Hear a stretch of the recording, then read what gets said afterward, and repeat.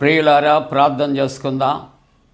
స్తుతులకు పాత్రుడవు, పరిశుద్ధుడవు, పరలోకపు తండ్రి, మండల కాలములో నాయనా 8వ దినము ఆరాధించటానికి నాయనా మేమందరమును తండ్రి సిద్ధపడుచు నీ పాద సన్నిధిలో కలిసి ప్రార్థన చేస్తూ ఉన్నాం.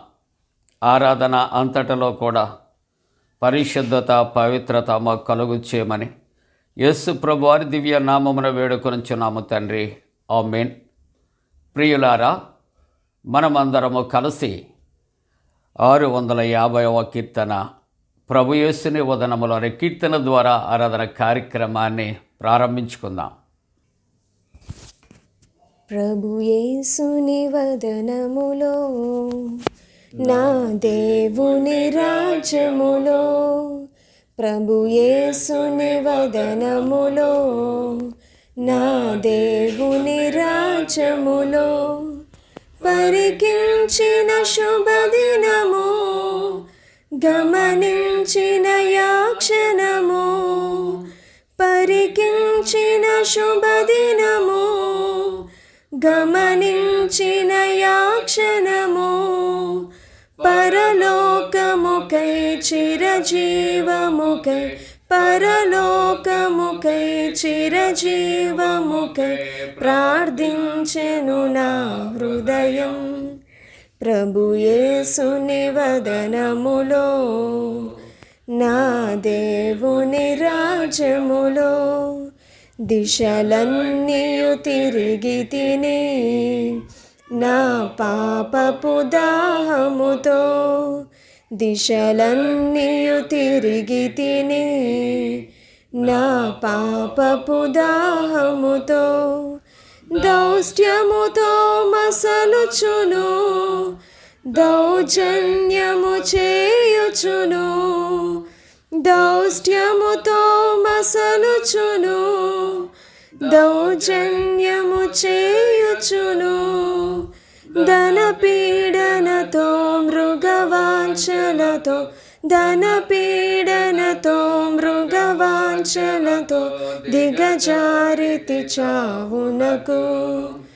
ప్రభు యేసుని వదనములో, నా దేవుని రాజ్యములో, యేసుని రాజ్యములో, భువికే తెంచెడి రోజు, యేసుని రాజ్యములో, భువికే తెంచెడి రోజు, ఈ పాపిని క్షమించి జ్ఞాపకముతో బ్రోవుమని, ఈ పాపిని క్షమించి జ్ఞాపకముతో బ్రోవుమని, ఇలా వేడి తిని విలపించుచును, ఇలా వేడి తిని విలపించుచును, ఈడేరును నా వినతి. ప్రభు యేసుని వదనములో, నా దేవుని రాజ్యములో, పరదైసున ఈ దినమే నా ఆనందములోను, పరదైసున ఈ దినమే నా ఆనందములోను, పాల్గొందువు నీవనుచు వాగ్దానము చేయగనే, పాల్గొందువు నీవనుచు వాగ్దానము చేయగనే, పరలోకమే నా తుది ఊపిరిగా, పరలోకమే నా తుది ఊపిరిగా పయనించితి ప్రభు కడకు. ప్రభు యేసుని వదనములో, నా దేవుని రాజ్యములో, పలుమారులు వినుచుంటి నజరేయుని ప్రేమ కదా, పలుమారులు వినుచుంటి నజరేయుని ప్రేమ కదా, పరిహాసము చేసి తిని పరమార్థమే పరిహాసము చేసి తిని పరమార్థమే మోసమని పశుప్రాయుడనై జీవించుటచే పశుప్రాయుడనై జీవించుటచే ప్రాప్తించెను ఈ సిలువ ప్రభు యేసుని వదనములో నా దేవుడు కనిపించే. తండ్రి యొక్కయు కుమారుని యొక్కయు పరిశుద్ధాత్మ యొక్కయు నామమున ఆమేన్. ప్రభువా మమ్మను కనికరింపుము, క్రీస్తు మమ్మను కనికరింపుము, ప్రభువా మమ్మను కనికరింపుము. మనమందరము కలిసి అపోస్తల విశ్వాస ప్రమాణాన్ని ఒప్పుకుందాం. భూమి ఆకాశములను సృజించిన సర్వశక్తి గల తండ్రి అయిన దేవుని నమ్ముచున్నాను. ఆయన కుమారుడును మన ప్రభు అయిన యేసుక్రీస్తు నమ్ముచున్నాను. ఈయన పరిశుద్ధ ఆత్మ వలన గర్భమున ధరింపబడి కన్యైన మరియకు పుట్టి పొంతి పిలాతు అధికారము క్రింద శ్రమపడి సిలువ వేయబడి చనిపోయి సమాధి చేయబడననియు అదృశ్య లోకములోనికి దిగననియు చనిపోయిన వారిలో నుండి మూడవ దినమున లేచి పరలోకమునకెక్కి సర్వశక్తి గల తండ్రి యగు దేవుని కుడి చేతి వైపున కూర్చుండి ఉన్నాడనియు సజీవులకును మృతులకును తీర్పు చేయటకు అక్కడ నుండి వచ్చిననియు నమ్ముతున్నాను. పరిశుద్ధాత్మ నమ్ముతున్నాను. పరిశుద్ధ క్రైస్తవ సంఘమగు పరిశుద్ధుల సహవాసమును పాపక్షమాపణయు శరీర పునరుద్ధానమును నిత్య జీవమును నమ్ముచున్నాను. ఆమేన్. ప్రియులారా, అందరం అలాగే నిలిచుండి పరిశుద్ధ గ్రంథాలు తెరచి 119వ సంకీర్తన మొదటి వచనము నుండి 8వ వచనం వరకు ఉత్తర ప్రత్యుత్తర రీతిగా చదువుకుందాం. మొదటి వచన ప్రారంభం. యెహోవా ధర్మశాస్త్రమును అనుసరించి నిర్దోషముగా నడుచుకునేవారు ధన్యులు. ఆయన శాసనములను గైకొనుచు పూర్ణ హృదయముతో ఆయనను వెదుకువారు ధన్యులు. వారు ఆయన మార్గములలో నడుచుకొనుచు ఏ పాపమును చేయరు. నీ ఆజ్ఞలను జాగ్రత్తగా గైకొనవలెనని నీవు మాకు ఆజ్ఞాపించి ఉన్నావు. ఆహా, నీ కట్టెలను గైకొనున్నట్లు నా ప్రవర్తన స్థిరపడి ఉండిన ఎంత మేలు. నీ ఆజ్ఞలన్నిటినీ నేను లక్ష్యము చేయనప్పుడు నాకు అవమానం కలగనేరదు. నీతిగల నీ న్యాయ విధులను నేను నేర్చుకున్నప్పుడు యథార్థ హృదయముతో నీ కృతజ్ఞతాస్తుతులు చెల్లించేదను. 8వ వచనం కలిసి చదువుకుందాం. నీ కట్టడలను నేను గాయకొందును, నన్ను బొత్తిగా విడనాడకము. తండ్రికిని కుమారునికిని పరిశుద్ధాత్మకును ఆది అందిప్పుడు ఎల్లప్పుడూ యుగ యుగములందుండునట్లు మహిమ కలుగునుగాక. ఆమేన్. ప్రియులారా, మండలకాల ధ్యాన కాలములో 8వ దినము కొరకు ఏర్పాటు చేయబడిన సువార్త వాక్య భాగాన్ని మనం చదువుకుందాం. మత్తయి సువార్త 22వ అధ్యాయము మొదటి వచనము నుండి 14వ వచనం వరకు నేను చదువుతూ ఉంటుండగా నాతో పాటుగా మీరు కూడా ఈ సువార్త వాక్యాన్ని చదవాలని ప్రేమతో తెలియజేస్తూ మత్తయి సువార్త 22వ అధ్యాయము మొదటి వచన ప్రారంభం చేసుకుంటున్నాం. యేసు వారికి ఉత్తరమిచ్చుచు తిరిగి ఉపమాన రీతిగా ఇట్లనెను. పరలోక రాజ్యము తన కుమారునికి పెండ్లి విందు చేసిన ఒక రాజును పోలి ఉన్నది. ఆ పెండ్లి విందుకు పిలువబడిన వారిని రప్పించుటకు అతడు తన దాసులను పంపినప్పుడు వారు రానొల్లకపోయిరి. కాగా అతడు, ఇదిగో నా విందు సిద్ధపరిచి ఉన్నాను,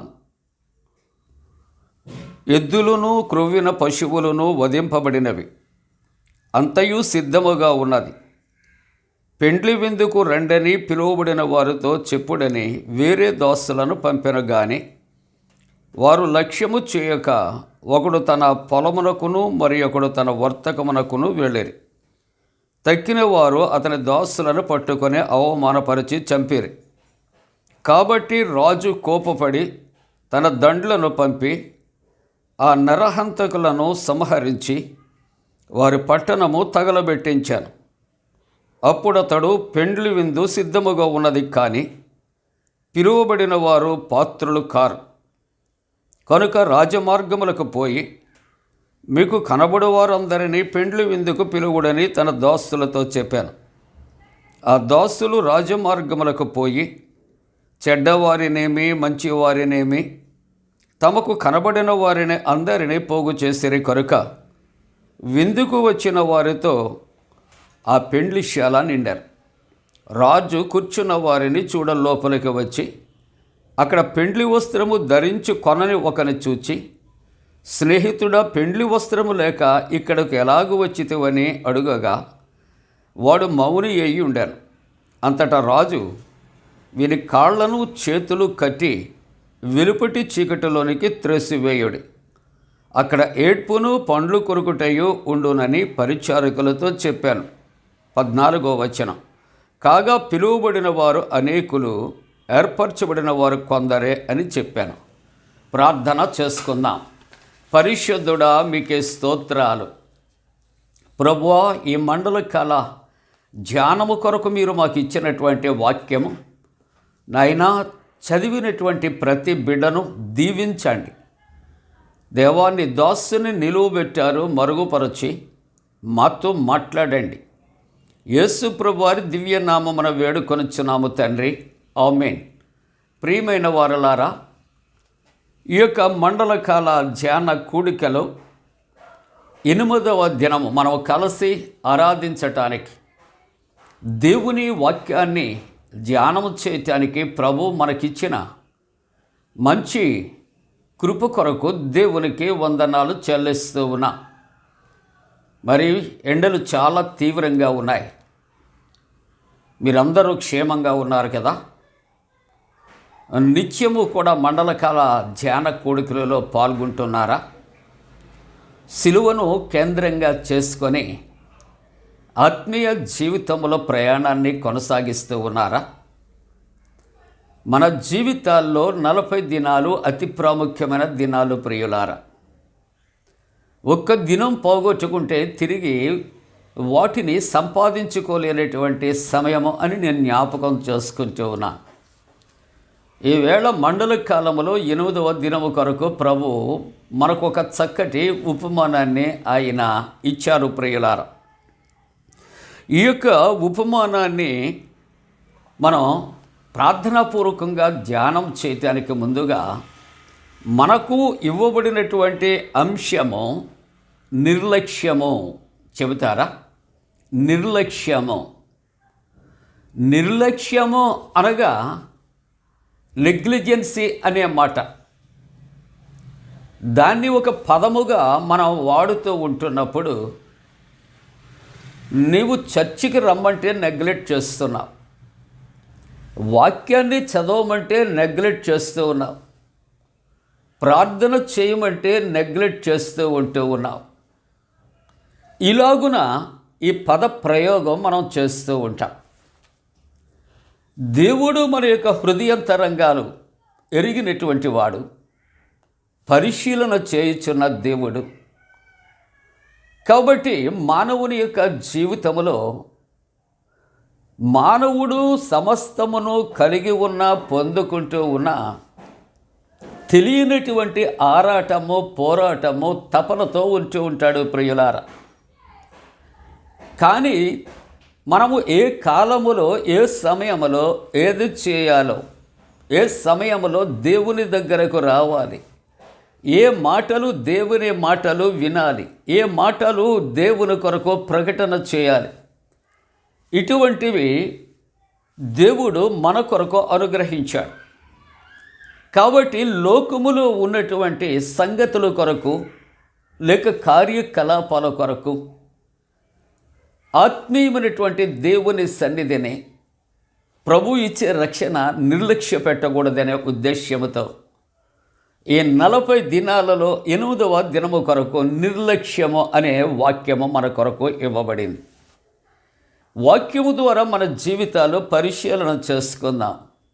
ఏ విషయములో మనము దేవునిని నిర్లక్ష్యం చేస్తున్నాం, ఏ విషయాల్లో కుటుంబాన్ని నిర్లక్ష్యం చేస్తున్నాం, ఏ విషయాల్లో స్నేహితులను నిర్లక్ష్యం చేస్తూ ఉన్నాం. ఇలాగ అనేక విషయాలలో నిర్లక్ష్యము కొరకు మనం ఉపోద్ఘాతాన్ని చెప్పుకోవచ్చు. ఒకవేళ లోకాన్ని, లోకములో ఉన్న వాటిని కొన్ని సందర్భాల్లో నువ్వు నిర్లక్ష్యము చేస్తున్నప్పటికీ కూడా ఇట్ ఈజ్ ఎక్స్క్యూజబుల్. అది ఒకవేళ క్షమించగలిగినటువంటిదే తప్ప లేనటువంటి నేరము కాదు అని నేను మాట్లాడుతూ ఉన్నాను. కానీ దేవుని యొక్క సన్నిధిని, దేవుని యొక్క చిత్తమును, దేవుని యొక్క కార్యములను నిర్లక్ష్యము చేస్తే అది క్షమాపణ లేనటువంటి నేరము అనే మాటలు కూడా మనం జ్ఞాపకం చేసుకోవాలి. దైవ గ్రంథములో కొద్ది మాటలు ఈ నెగ్లిజెన్సీ అనే దాని కొరకు మనం ఆలోచన చేద్దాం. నిర్లక్ష్యము అనే దాని కొరకు ఆలోచన చేద్దాం. నిర్లక్ష్యము చేయకూడదు అని కొన్ని మాటలు పరిశుద్ధ గ్రంథములో మనం చూస్తున్నాం.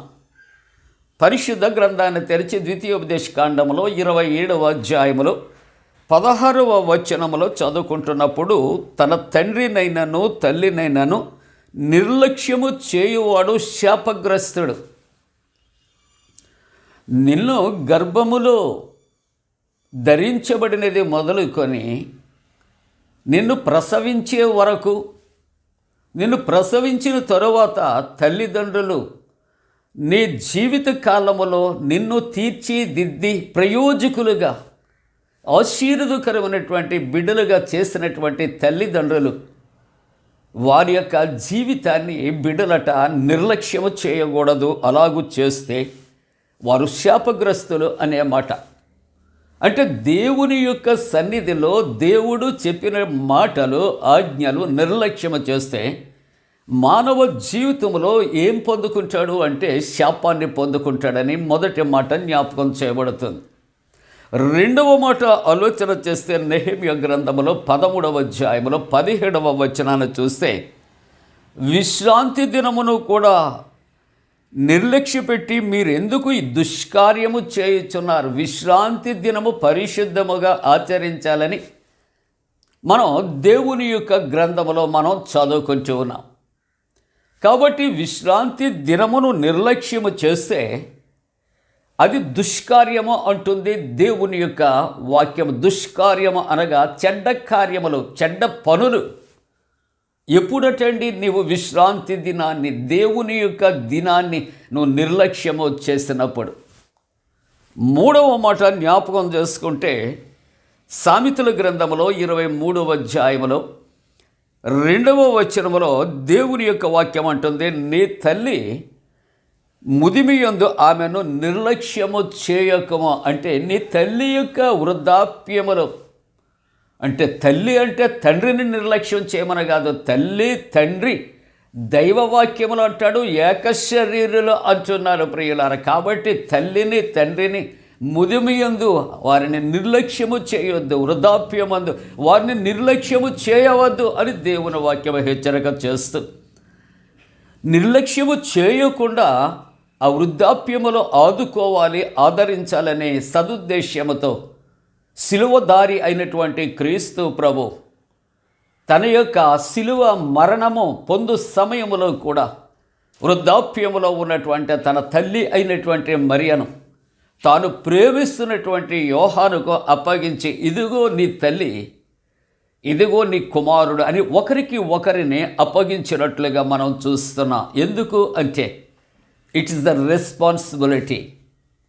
ఇది ఒక గొప్ప బాధ్యత అండి. మనం అనుకుంటూ ఉంటాం, ఎవండి ప్రొద్దుడు లేచినంటే నేను మంచి టిఫిన్ ఇస్తానా, మధ్యాహ్నం లంచ్ ఇస్తానా, సాయంకాలం డిన్నర్ ఇస్తానా, అనారోగ్యమైతే వైద్య పరిచర్య అందిస్తున్నా అనుకుంటాం. కానీ ప్రొద్దుట నుండి సాయంకాలం వరకు వారిని చూచి వారితో కొద్ది సమయం ముచ్చటించే అవకాశాలు లేని పరిస్థితుల్లో నిన్ను కనిన నన్ను కనిన నా తల్లిదండ్రులు ఒంటరి తనముతో ఎంత కుమిలిపోతున్నారని ఆలోచన చేస్తావా?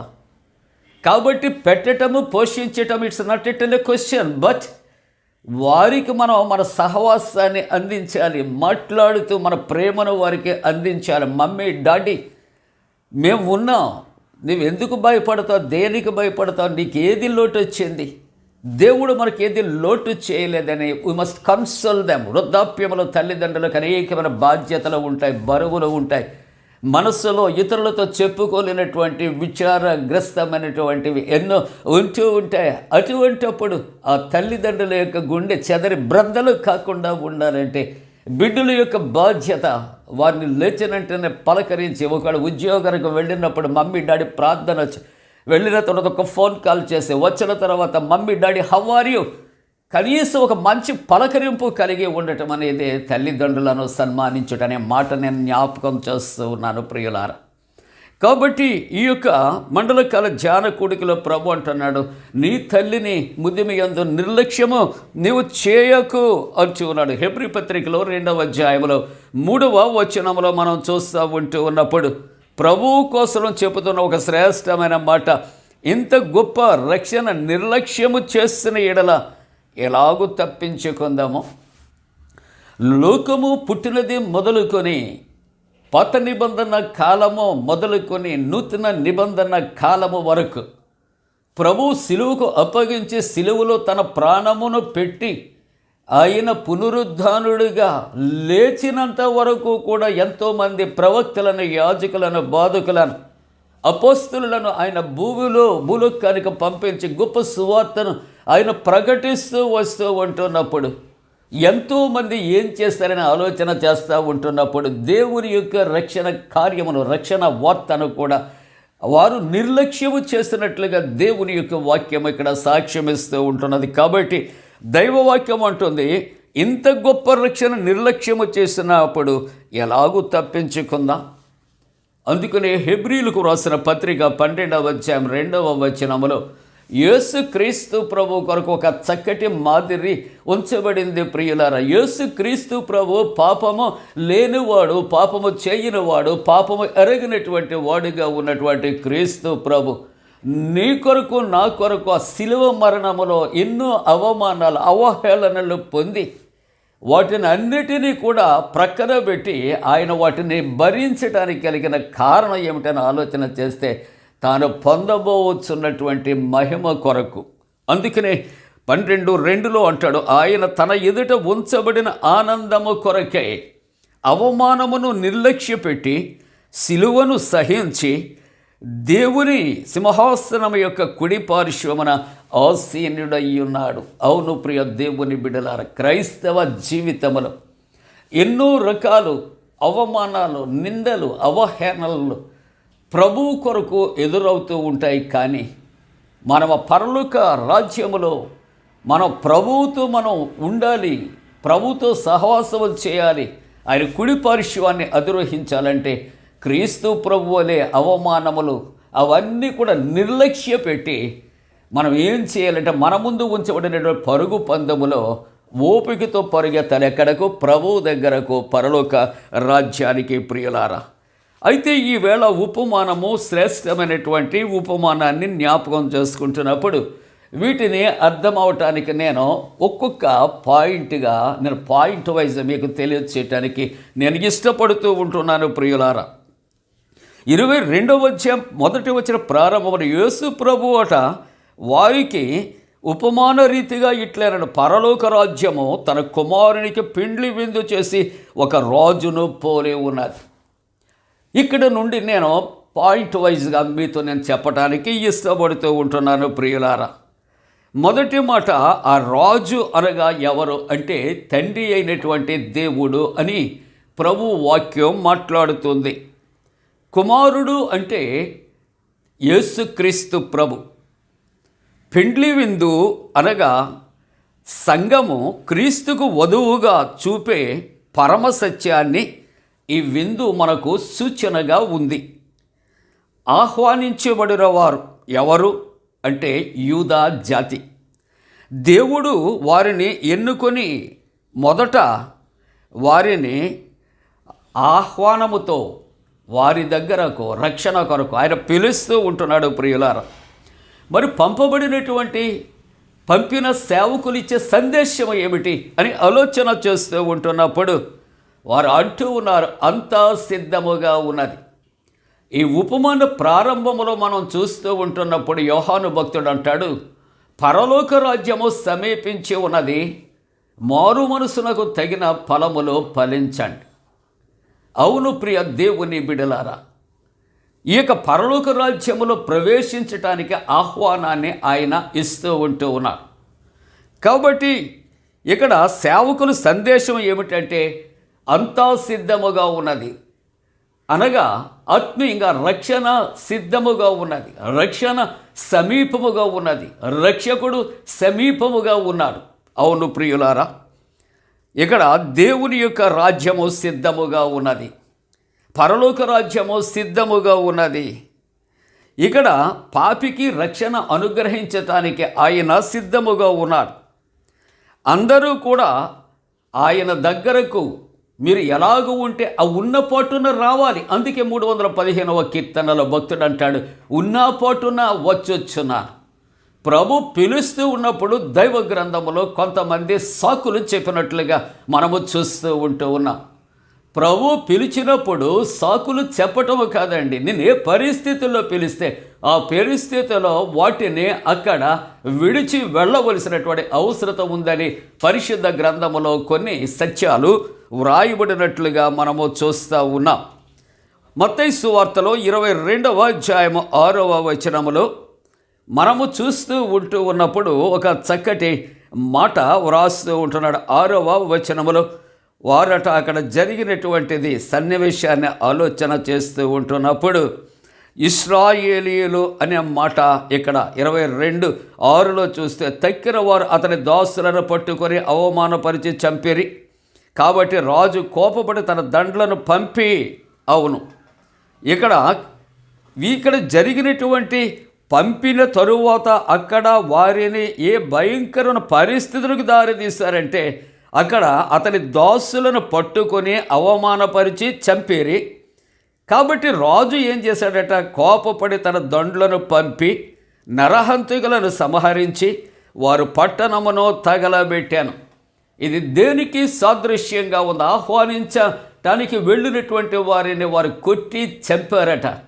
కాబట్టి ఇక్కడ దేవుడు వారి మీదకి పంపిస్తున్నటువంటి ఆ శాపాన్ని, ఉగ్రత ఏమిటి అని ఆలోచన చేస్తే క్రీస్తు శకం 70వ సంవత్సరంలో ఇది నెరవేరింది, టైటస్ చక్రవర్తి కాలములో. అందుకే లూకాసు సువార్త 19వ అధ్యాయం 41వ వచనంలో చూస్తే అక్కడటండి రాతి మీద రాయి నిలువకుండా చేయబడినట్లుగా చూస్తున్న దేవుని యొక్క ఉగ్రత ప్రియులారా. కొందరు తిరస్కరించారు అని వ్రాయబడుతూ ఉన్నది. ఇతర జాతులను కూడా ఆయన ఆహ్వానిస్తూ ఉన్నాడు.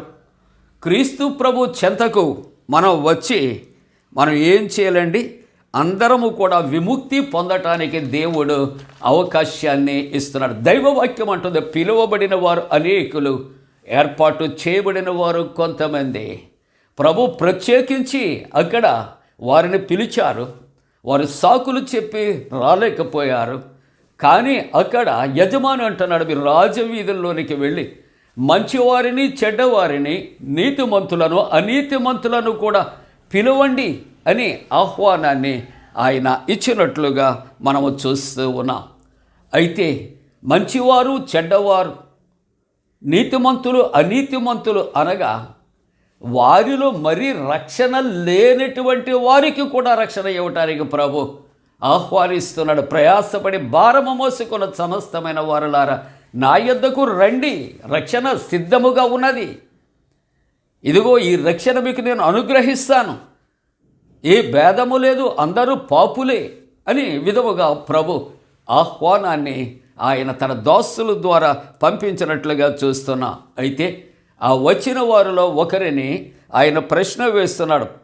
ఇక్కడ పెండ్లి వస్త్రములు లేనటువంటి వారు అనగా రాజు ఇచ్చినటువంటి ఆహ్వానాన్ని నిరాకరించినటువంటి వారి కొరకు ఈ మాటలు మాట్లాడుతూ ఉంటున్నట్లుగా చూస్తూ ఉంటున్నాం. ఈ వస్త్రాలు అంటే క్రీస్తు ప్రభువు ఆయన రక్షకుడుగా అంగీకరించిన వారే. ఎవరైతే క్రీస్తు ప్రభువుని రక్షకుడుగా అంగీకరిస్తారో వారు ఆ పెండ్లి వస్త్రాలు వారు ధరించుకోబడినటువంటి వారే ప్రియులారా. దేవుని వాక్యం అంటుంది, పిలువబడిన వారు అనేకులు. ప్రభు అందరినీ, పాపులు అందరినీ ప్రేమతో పిలుస్తున్నారు. కానీ పిలువబడిన వారు అందరూ అయితే వచ్చిన వారు కొందరే, కానీ ఏర్పాటు చేయబడిన వారు మరికొందరని జ్ఞాపకం చేస్తూ ఉన్నది. దేవుని యొక్క కుమారుడు ఆయన మనకు నిత్యరాజ్యాన్ని అనుగ్రహించటానికి, ఆయన పరలోక రాజ్యంలో ప్రవేశించటానికి, అర్హతనివ్వటానికి, క్షమించటానికి ఆయన యొద్దకు ఆహ్వానిస్తూ ఉంటుండగా వారు ఏం చేస్తున్నారంటే నిరాకరిస్తూ నిర్లక్ష్యము చేస్తూ ఉన్నారు. నిర్లక్ష్యము చేయబడిన వారు పరలోక రాజ్యాన్ని పోగొట్టుకుంటారు.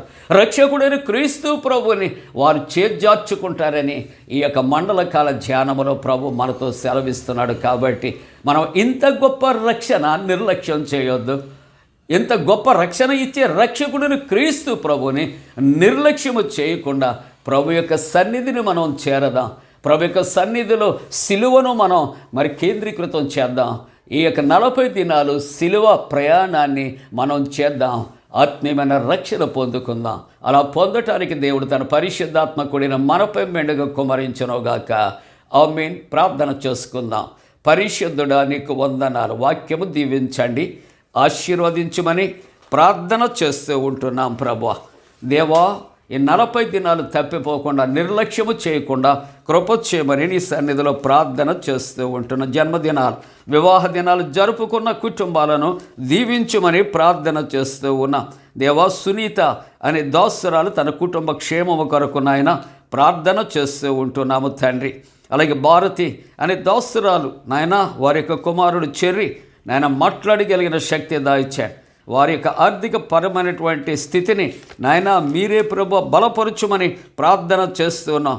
పాతూరి షైని ఆ బిడ్డ కూడా చక్కగా మాట్లాడగలిగిన స్వరము కలుగుచ్చేమని ప్రార్థన చేస్తున్నాం. నాయన ఫ్రూటీ అనే బిడ్డ కొరకు ఆరోగ్యము కొరకు నీ సన్నిధిలో ప్రార్థన చేస్తూ ఉంటున్నాం ప్రభువా. అలాగే నాయన ఇదిగో యాంజియోగ్రామ్ చేస్తున్నటువంటి నాయన బిడ్డలు నాయన సక్సెస్ఫుల్గా ఉండటానికి, హార్ట్ అటాక్తో ఉన్నవారు, పెరాలసిస్తో ఉన్నవారు, నాయన షుగర్ బీపీలతో ఉన్నవారు, నాయన బ్రెయిన్ హ్యామరేజ్తో ఉన్నవారు, ఇటువంటి వారు అందరినీ కనికరించి స్వస్థపరచండి. అందరికీ రక్షణ కలుగుచ్చాడు. యేసునామమున అడుగుచున్నాం తండ్రి. ఆమేన్. పరలోకమందున్న మా తండ్రి, నీ నామం పరిశుద్ధపరచబడనుగాక, నీ రాజ్యం వచ్చునుగాక, నీ చిత్తం పరలోకమందు నెరవేర్చున్నట్టు భూమి అందు నెరవేరునుగాక. మా ఇందిన ఆహారం నేడు మాకు దాయిచ్చేము. మా ఎడల అపరాధం చేస్తున్న వారిని క్షమించిన ప్రకారముల అపరాధము క్షమించుము. శోధంలోనికి తేక కీడు నుండి తప్పించుము. రాజ్యము, శక్తియు, మహిమ నిరంతరము నీవే ఉన్నవి.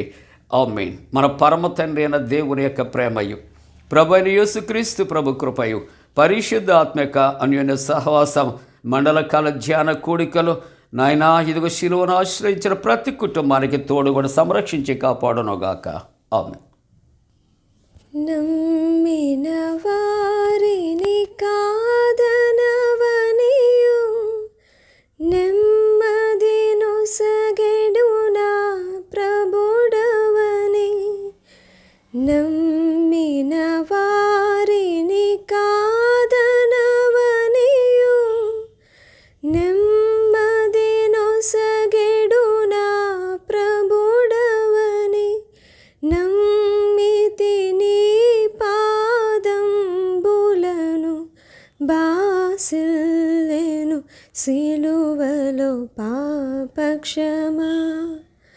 యేసు ప్రభుని దివ్య క్షమ బాసిల్లెను సిలువలో పాపక్షమా.